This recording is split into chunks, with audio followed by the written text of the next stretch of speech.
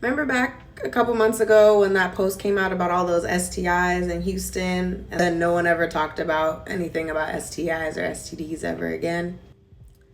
So remember this post, how it was saying that these are the amount of people who were diagnosed with an STD in Houston last week?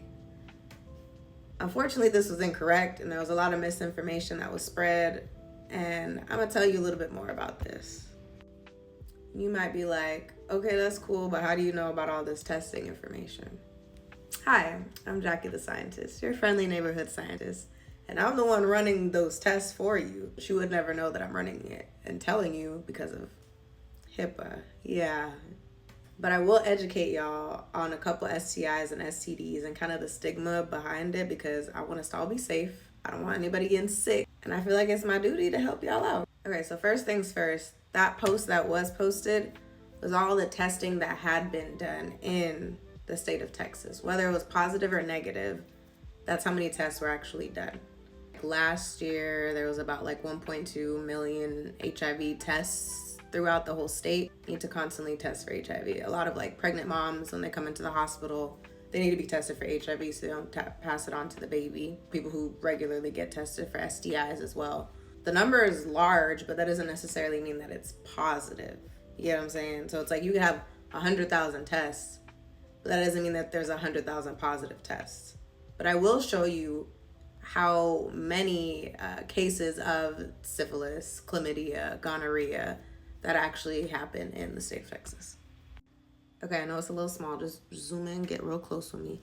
In about 2022, there was about 156,131 cases of chlamydia in the state of Texas alone. Now, mind you, these are just the cases that were reported. Cases that are reported, they're a lot lower than what they really are. So this number could be a lot higher because people don't get tested, okay?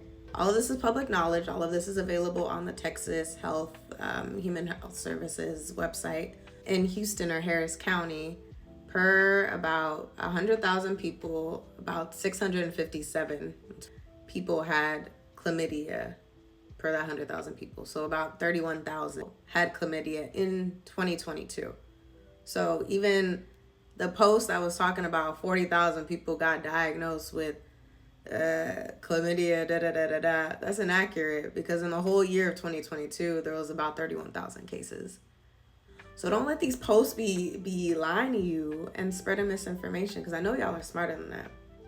And that's why I'm talking to you, because, you know, it's best to be educated and well-informed, correct? Yeah. So let's go into the different STIs, because I bet you no one has really gone into depth and told you the real nitty-gritty about these STIs. First things first, let's clear up one thing. The difference between STIs and STDs. You've probably heard it called STDs a majority of the time. The thing is, there's a stigma or like this air of negativity associated with an STD. STIs are more, I guess you could say, accurate, because the thing is, you are infected. It hasn't necessarily turned into the disease yet, because a lot of these infections don't have symptoms, so you don't actually know that you have them.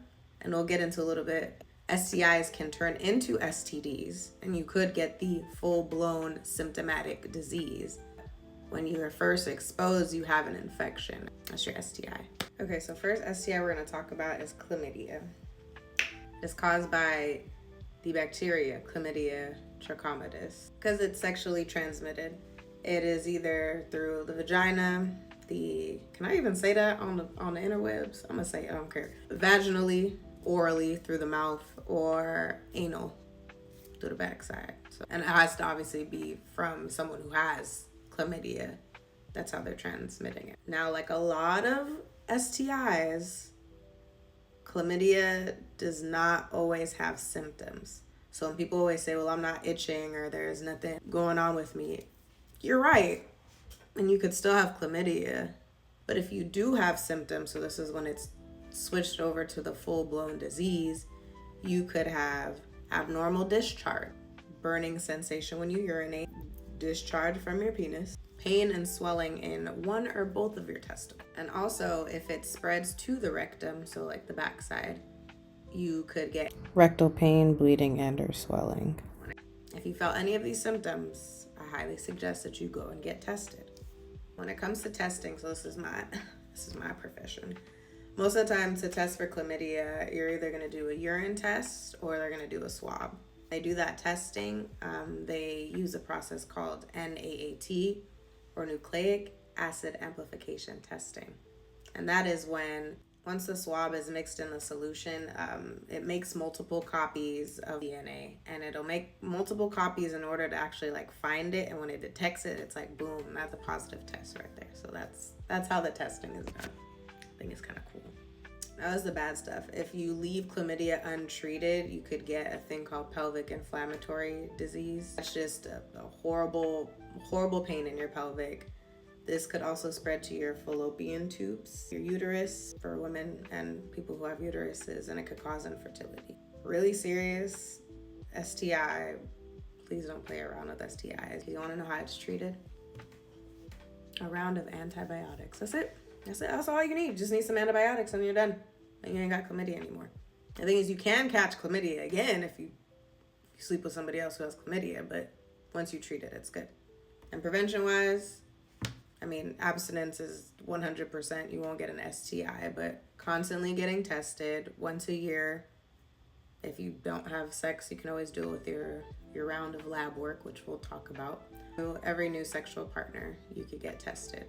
So I'm gonna make this a series, and we're gonna go through all the most common STIs and STDs, and the symptoms, the transmission, so like how are they transmitted or how do you get them, the treatment options, the complications if you leave them untreated. And I will also provide resources on where you can get free STI, HIV testing, or you can get resources if you do have HIV, different PrEP medications and stuff like that, because I feel like it's necessary. We have all these resources, but we don't necessarily know where to go. And, you know, public health is very important. And I think it's really the key to making sure that we have adequate health throughout our community. So follow me if you want to continue on. And each week I'll be posting a different STI, STD. Yeah, let's learn a little bit. All right, bye, y'all.